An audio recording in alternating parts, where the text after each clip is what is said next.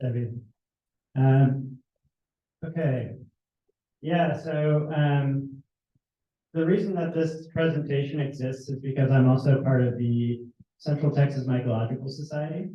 And so we've been doing several events in Central Texas between both Travis Audubon Society and the Central Texas Mycological Society. And I thought it'd be great to do some research and figure out some of the stories that we can tell about fungi and birds and how they interact in the ecosystem. So this isn't something I studied myself. This is just something that I researched and put together a presentation on just to inform other people about some of this stuff that we don't normally think about. And pictured here is, oh wait, I forget the clicker, sorry. Do y'all know what kind of nest that is in the top left? Anybody? It's a hummingbird. I believe it's a vireo nest, and that's in East Texas. And it's going to be hard to see, but there's these little black fibers that are running through that nest, and those are aerial rhizomorphs of a mushroom. So if you look at that mushroom, that's a very zoomed in photo. And there's that black strand along the stick. That's the aerial rhizomorph. That's a structure basically comprised of mycelium. Are y'all familiar with what mycelium is? No. So when you're looking at a mushroom, you're basically looking at the fruit of a mushroom, or the fruit of the fungus. It's the equivalent of an apple on a tree. So the rest of the organism is comprised of mycelium. It's basically this root-like structure that grows in logs or grows in soil, and that's what a fungus primarily is. The mushroom is just the reproductive structure of that, where the spores are produced, and then those spores are released from the cap or whatever the structure is to go find another place to land and then start growing their own mycelium. And so, anyway, this fungus grows on twigs and things like that, and its mycelium forms of black rhizomorphs. And it grows on the outside of twigs and leaves and things like that in the canopy of trees, and birds will collect it and use it to help them construct nests. And we'll talk a little bit more about that later as well. The first thing I actually wanted to do is just talk about fungi that have names that have birds in the name. So the first one is the magpie inkcap. And that's named for its black and white colors. It's saprobic, which means that it's a decomposer. So we'll talk about some other fungi that play different roles, but most fungi that you would think about are decomposers. You'll typically find these growing in mulch. And their cap and gills deliquesce, and that's a fancy word for saying that they turn into a liquid. They liquefy. And so you'll typically see these sprout up overnight. And then by midday, the caps are turning into a liquid. And people actually have used that liquid as an ink. So these are, as the name implies, ink caps. There's a whole family of ink caps that historically have been used as ink. And there's stories about people writing letters with ink cap ink to each other and worried about forgery and other people, potentially writing fake letters. But if you use a microscope on this ink, you can see the spores within the ink, so they would know whether it was a forged letter or not based on that. So during war times, there's stories about people using ink cap ink to, yes? When you call it a decomposer, is it because the cap decomposes, or is decomposing things? Correct. The second. So the question was, when I'm saying decomposer, is it because the cap decomposes, or is it because it's decomposing the substrate that it's growing on? It's decomposing the substrate that it's growing on. That's why we call it a decomposer. It does happen to kind of decompose itself as well. But the reason I'm calling it a decomposer is because its mycelium is in that mulch, and it's turning that mulch into soil over time. Yeah, good question. Okay, turkey tails. So these are called turkey tails because of their appearance, kind of looking like a fanned out turkey tail. And these are saprobic as well, but you won't necessarily see them in mulch, decomposing mulch. You'll typically see them decomposing logs or stumps or a branch. So more like on a physical piece of wood as opposed to like shredded wood. And these have pores on the underside instead of gills. They're medicinal. So they've been used for a long time in Asian cultures as a medicinal mushroom. And more recently, I mean, you can go to the store here, typically in a any grocery store that has supplements, and probably find turkey tail supplements as well. And locally in Austin, we were using turkey tail fungi for mycoremediation. So we're doing a lot of ligustrum removal, like in the Barton Creek Greenbelt, this invasive plant that I'm sure y'all are familiar with. But there's a lot of leftover wood from trying to take out these trees, and you can't necessarily haul them out for miles. So one thing that we're doing is we're inoculating that wood with fungi. So we're drilling holes into the wood and then packing the holes with the mycelium. And there was a study that came out from researchers in Austin that it decomposes 11 times faster if you were to inoculate the log than if you were to just leave a log on the ground. And so, yeah. And then there's false turkey tail. So this one looks a lot like the previous one, but it's a different species, totally different genus even. They are saprobic as well and kind of grow in the same types of environments, so on logs and stumps, things like that. But instead of having pores on the underside, they're just smooth on the underside. Chicken of the woods. So this one's not named for its appearance so much as its taste and texture. This is an edible mushroom. It in central Texas grows on live oak trees most frequently. We see it a lot in Austin around the university and downtown because it's growing out of where the live oaks have been pruned. It's growing out of those pruning scars, decomposing heartwood. It also has pores on the underside, and yeah, as I mentioned, you can locally find it on live oaks. I'm sure it grows here as well. I'm not sure how common it is or not in this area, but. Okay, this one is the Weta Kokaku. This is not native to this area. This is that's the indigenous name for this mushroom in New Zealand. But it's named after this bird, which is the kokaku. And I might not be saying that right, but you can see that the color of the mushroom and the color of the birds, the little wattles, there you go, match in color. And there's indigenous stories about how the birds and the fungi have interactions, but it's not necessarily been seen, as far as I know, in science. There's no papers that I could find about them actually having interactions together. It is the only mushroom that is on currency anywhere in the world. And there's a book that just recently came out about mushrooms in New Zealand, and it's the cover image of that book. So if you're traveling to New Zealand and you want to learn about mushrooms, maybe this is a book to purchase or rent, or, find at a library or something. Oh yes, it's saprobic as well. It has reddish pink spores. There's nothing known about its edibility really, and then it's being investigated for its use as a potential dye. Hen of the woods. Again, oops. This one is, I'm just kind of going in a rush through some of these other ones that have names of birds and as well. So hen of the woods, the parrot mushroom, dryad saddle, which is also known as pheasant's back, and then chicken fat mushroom.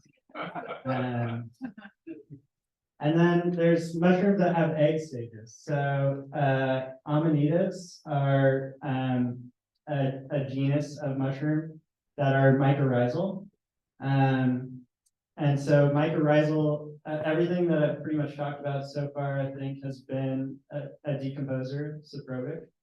But mycorrhizal are those fungi that form associations with plants, and they have a mutualistic relationship with those plants. So the mycelium are attached to the roots, and the mycelium is much finer and can grow faster and can more easily extract water and minerals from soil than roots are able to.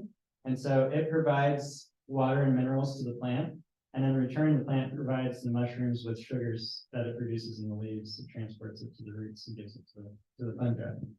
And so virtually all Amanita species are mycorrhizal. They have gills underneath the caps. Some are edible, some are deadly. When they first start out, they start in this egg stage. So the ones in the left here are just emerging from their egg stage, but prior to that, they look like just a white kind of ball on the ground. And then their cap pushes through, and they emerge from their egg stage. But they always have that. If you scrape away the mulch from the base of one, like the one on the right, you would see the remains of the little eggs still there at the base.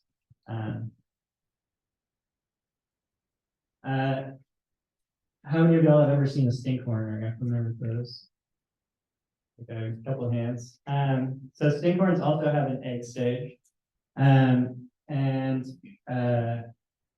Stinkhorns are in the family Falaceae.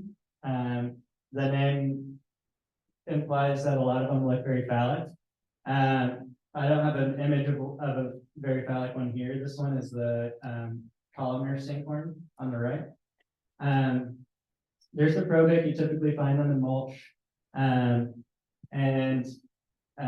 They produce this brown liquidy sludge inside, or in this case inside. On other ones it's on top, and that's called gleba. And the gleba contains spores. So as the name stinkhorn implies, they also smell bad. And so flies, beetles, all kinds of insects are attracted to that smell.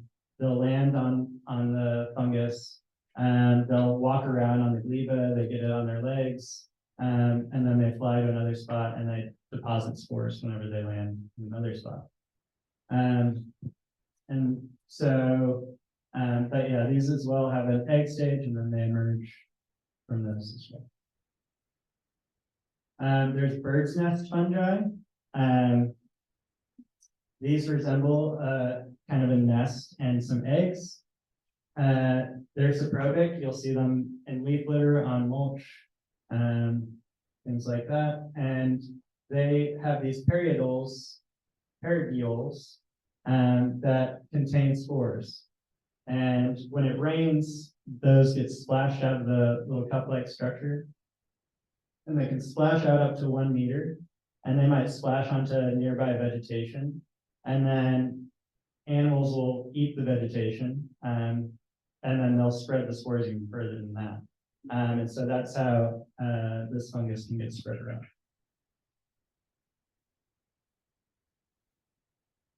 Okay, and so now we're going to get into how some birds use fungi. So hummingbirds, have y'all seen hummingbird nests before? Yeah, lots of people. And so those utilize lichens for their nests. And lichens are a symbiotic relationship, a mutualistic relationship between algae and fungi. This can really help their nest blend into a branch, especially if the branch is already covered in lichens. So if these birds weren't sitting in that nest, it'd probably be pretty hard to detect that nest there. So it's a great way for the birds to blend their nest in. And I suspect that those lichens actually still actually function. So lichens, the algal component in the lichen is taking sunlight and creating sugars from it, and then it provides some of those sugars to the fungal counterpart. And so there's no reason to me that those lichens wouldn't still be photosynthesizing even when they're a bird's nest. And blue-gray gnatcatchers do the same thing as well. Here's a couple more vireo nests, both of which contain some lichens. And here's that nest that I showed earlier, another vireo nest, but this was in East Texas. Here's those rhizomorphs on a leaf. You can see those black strands. And then here's on the bottom right is the cap of the actual fungus brooding body. I don't know. Do y'all see any of the black strands? It's kind of hard to see, but there are some, mostly where it's hanging from the twig. I don't know if this has does this have a laser on it? Or a laser, yeah, in the middle button. Middle. Yeah, it's a red dot. And And I don't know. Anyway, kind of where it's hanging mostly from the twigs is where the rhizomorphs are used. Yeah, and this is actually very common in the tropics. Here's another picture from above. Oh yeah, you can see some of them better if you look at the top of the twig and where it's attached to the branch. And then on the right, you can see some aerial rhizomorphs there. And there's several papers that have come out about birds, especially in the tropics, using these. These fungi are a lot more common in areas where it's humid or wet more frequently. The fungi, as I mentioned earlier, they grow on twigs and leaves, but in kind of the canopies of trees. They're decomposers, so they want basically to decompose dead wood and leaves. But the forest floor in wet environments is very competitive, right? Because there's all these other fungi in the forest floor. And so their strategy, evolutionarily, was to kind of grow between branches and standing trees. And as leaves and sticks fall, they get caught by those aerial rhizomorphs, those black strands, and they get caught up in it, and then it can start growing on that before it ever hit the forest floor. So it's this evolutionary strategy to be competitive in an area where there aren't really a lot of other fungi doing that kind of or active in that niche.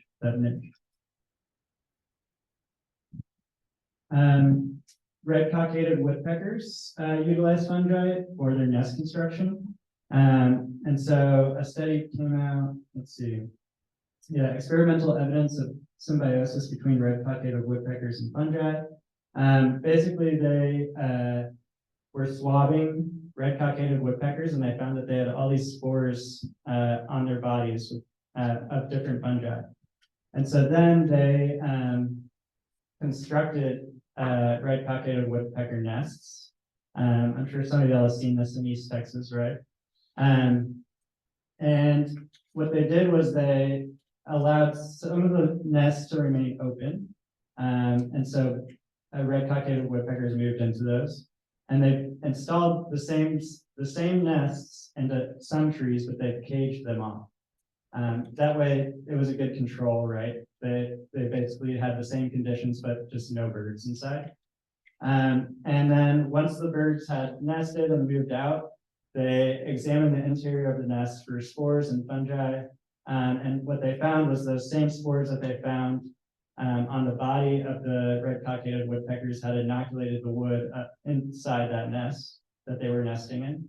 And the nests that were closed off, caged off, had no fungi inside. So these birds are spreading those spores to trees whenever they move into them, which probably helps expand the cavity, right? So these are decomposer fungi that are consuming wood and causing and creating cavities in these trees. And various woodpeckers have been seen associated with fungi. So these are all observations from my naturalists. And as you can see, this bird's nest is right under a shelf fungus. So it's no wonder that these birds are spreading spores. I mean, it's that the bottom of that fungus is constantly dropping spores.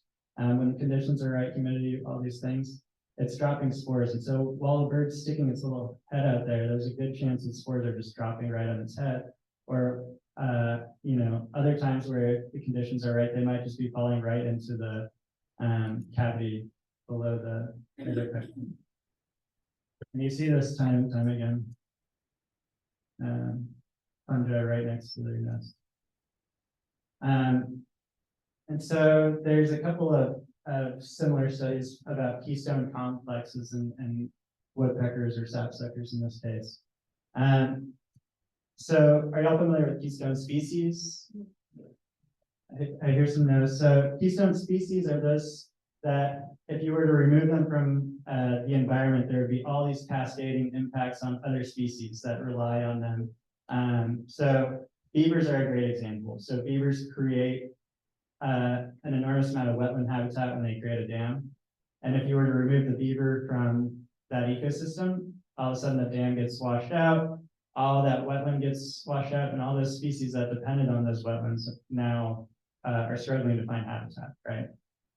So a keystone complex is similar in that there's all these interdependent species that create a complex, and if you remove any one of them, then that complex fails, and it has cascading impacts for other species as well. So this keystone complex is the red-nape sapsucker, willows, aspens, and heartwood rot fungi. And so these red-nape sapsuckers are relying on that fungus to create cavities in willows and aspens. Or I believe they excavate the cavities out. Is that right? Y'all know sapsuckers excavate cavities? Mm-hmm. And so, but they can only do it if the wood is soft from the fungus. And then other birds rely on those cavities after the sapsuckers have already created them. So tree swallows and violet green swallows depend on those cavities that they're creating.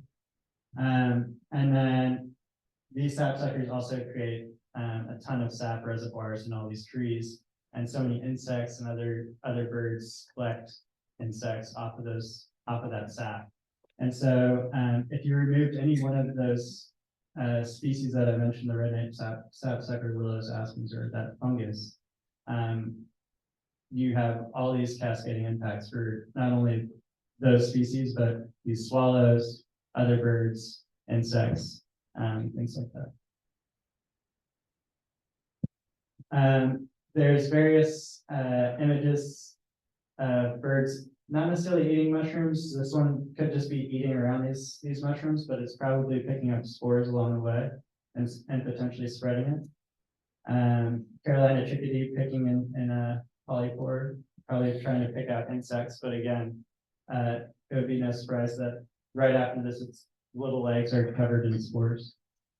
A Canada jay with a mushroom in its beak. This person said they observed some wild turkeys kicking around in this area, and they found a bunch of mushrooms that were shredded up afterwards. There's a couple of papers that talk about Australian brush turkeys consuming mushrooms and cassowaries being observed eating fungi as well. The one about the Australian brush turkeys, so what they found after the birds had been consuming the mushrooms, they also tested their fecal matter, and they found that the spores of those mushrooms are in their feces.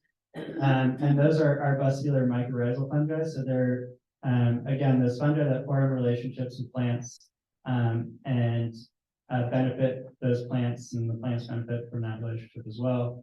So these birds are spreading around fungi that are, mutualistic with these plants.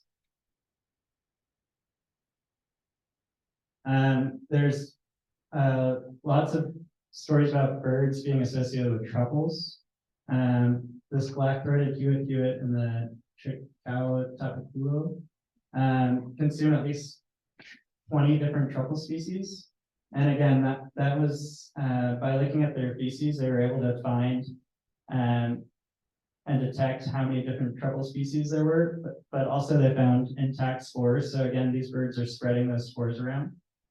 In Kuwait, there's a common name for this truffle species, and it translates to birds fungus because again, birds were associated with it. In Bahrain and Turkey, people forage based on where birds are gathering.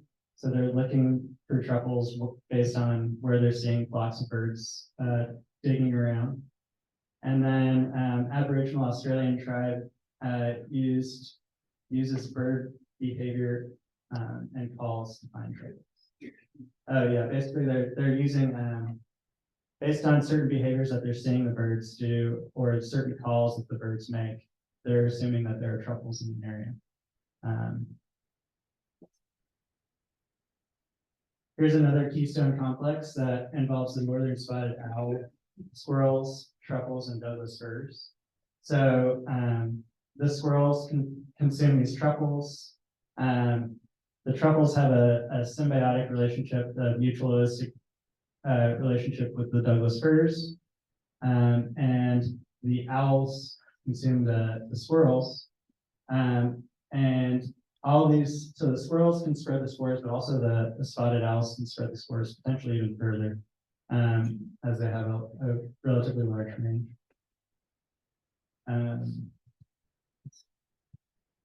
Again, another example of bird droppings carrying mycorrhizal fungi. There was this paper that came out talking about the Sardinian warbler and European robin spreading around mycorrhizal fungi in their droppings. This study was about flower visiting birds, and of all the sampled birds, a total of 894, 15% of those birds were carrying spores, and that was across 11 species. So birds are picking up spores even on flowers, which is not a common place that we think about seeing fungi, but somehow they're picking up spores there as well. Here's an image of a bowerbird that is a male that is carrying a mushroom in its beak and courting a female. No comment on this observation, so not sure how well that worked.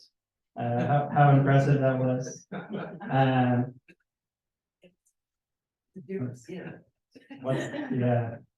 Here's and so the person, I guess, went up afterwards and took a picture of the mushroom after it had dropped. I guess my guess is that it didn't work. It seemed to drop the mushroom.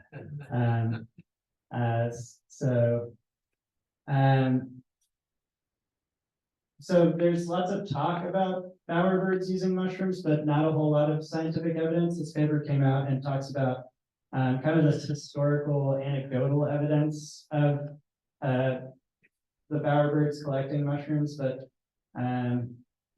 it talks about the old references from 1931 or reports dating back to the 1800s, but they just use general terms like bracket fungi or puffballs, so it's really hard to know which species of fungi they're using, and I guess they haven't been readily observed more recently than that.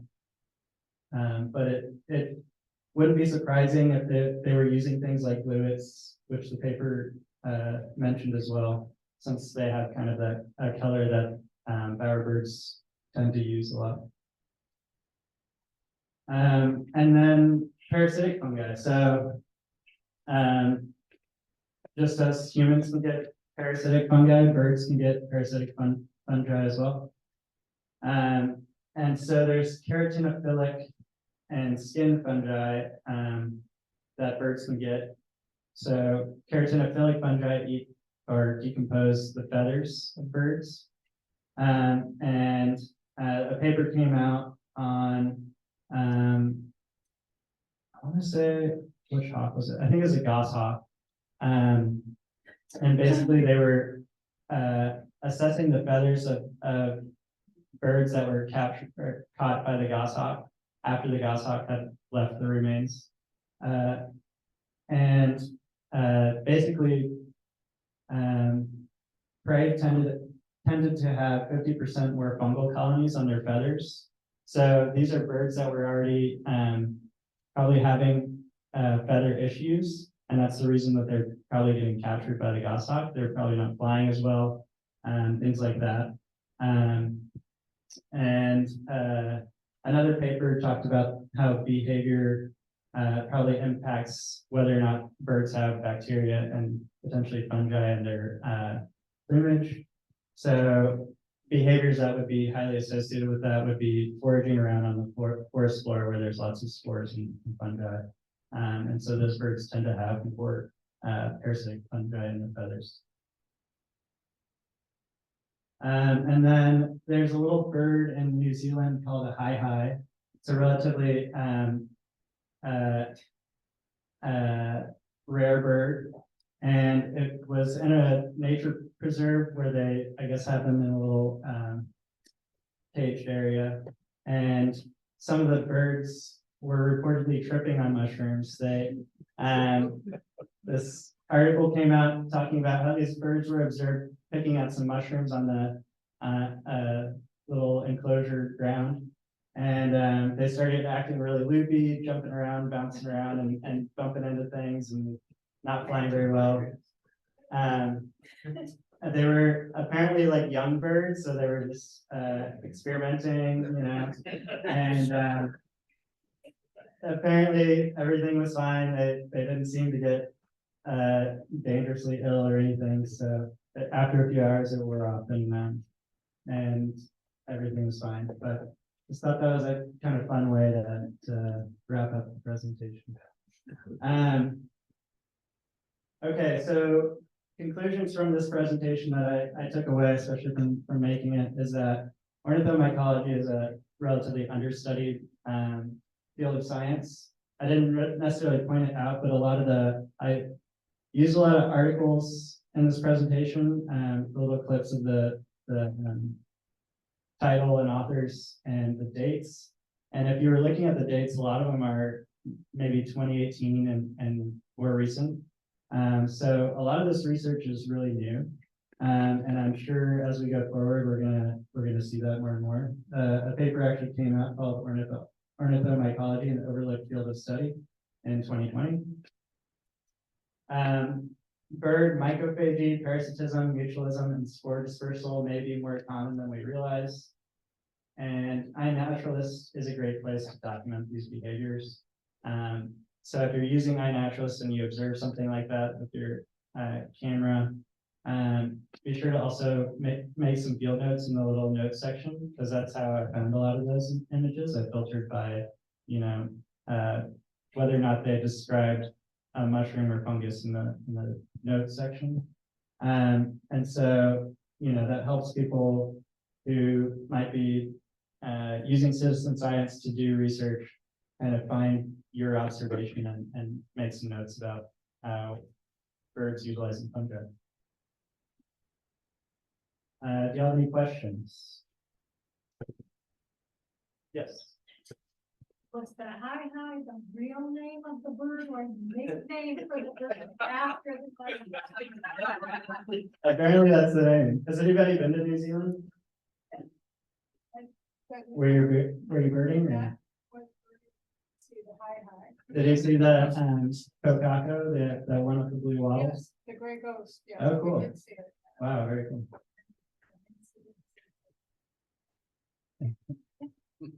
Any other questions? Yeah. What was that field size and mushrooms that you just briefly? Oh yeah, I guess the image that I pulled up is it's the National Audubon. So if you're in Texas, there's two books. There's one by the Metzlers, it's Texas Mushrooms.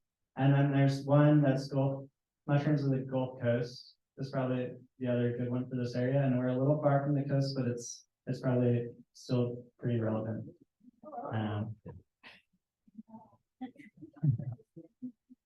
Any other questions? Yes.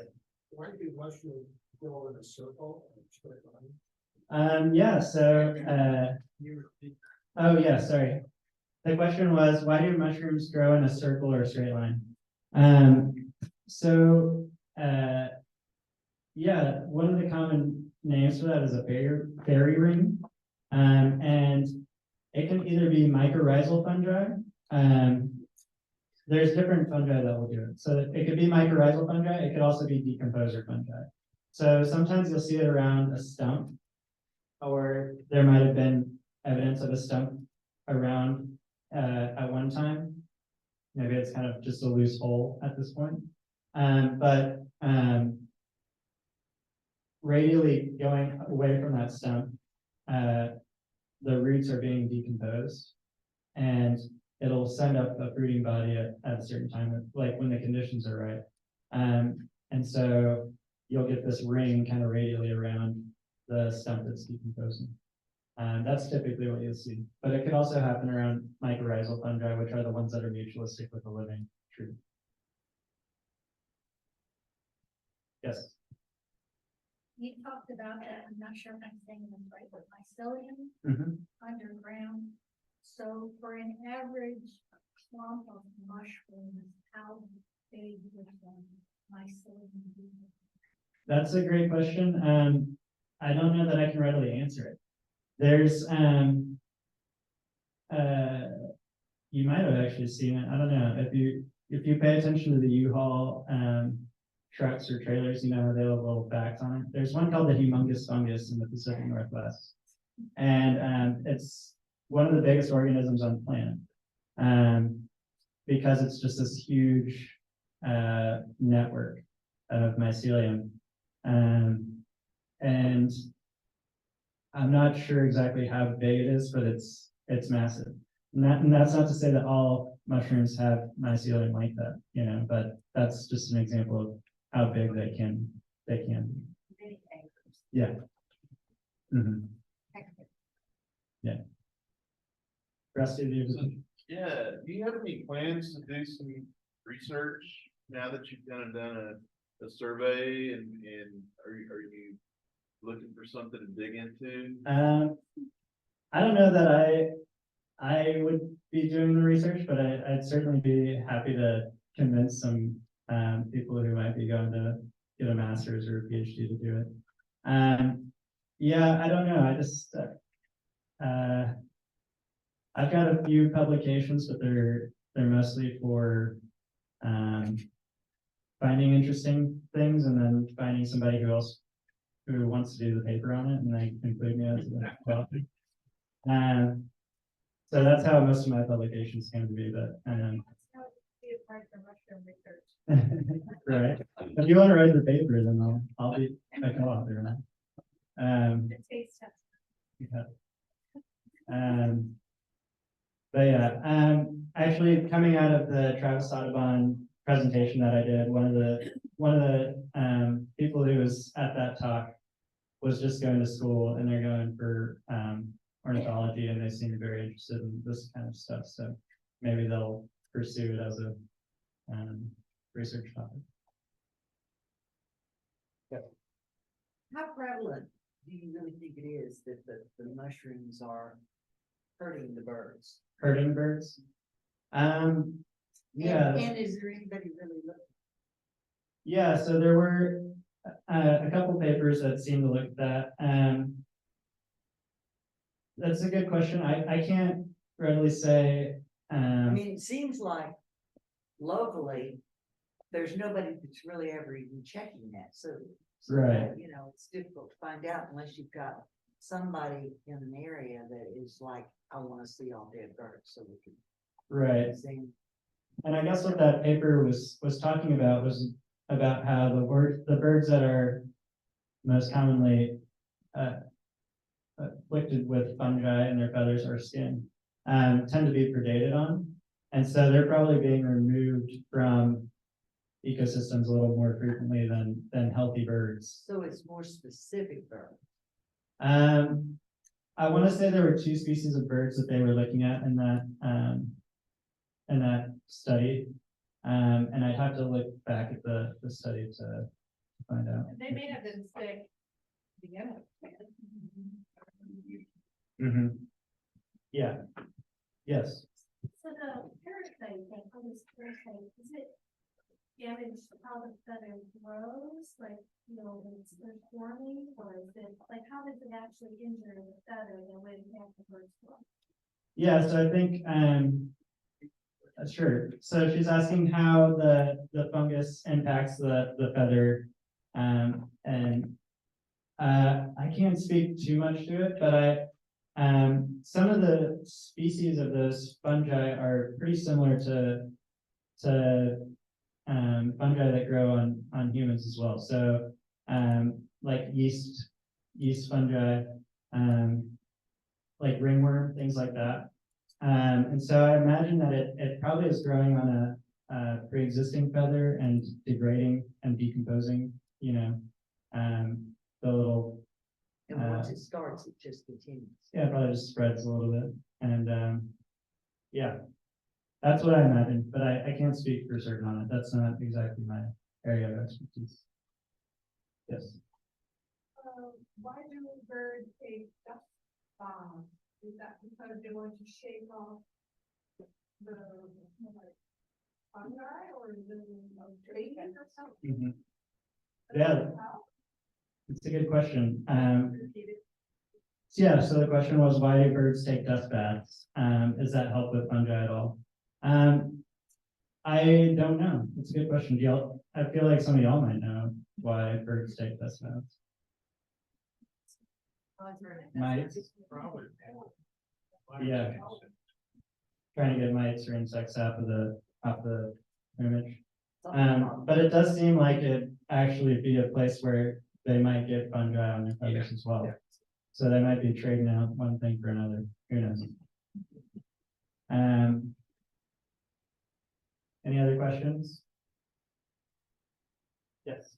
So it's been over 20 years since I've taken a mycology class. Can you remind me what a mycelium is? I think that I remember there's like a primary, a secondary, and tertiary is generally the fruiting body. That's what we see as a mushroom, right? Yeah, so the question was to repeat what mycelium was and talk about fruiting bodies as well. Yeah, it can be complicated. So fungi create spores. Spores can either be sexual or asexual. So if they're sexual spores, then they have to land close to another spore of the same species and a different sex. But some of the mushrooms have like thousands of sexes. Schizophilum has, I think, I don't remember how many thousand, but anyway, they have to land next to a spore of another sex, and then they form mycelium or a structure that touches, and then can become an organism basically, because they basically have half the chromosomes, right?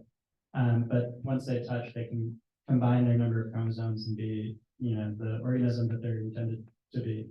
And so that's when they start creating mycelium. Mycelium is just this root-like network.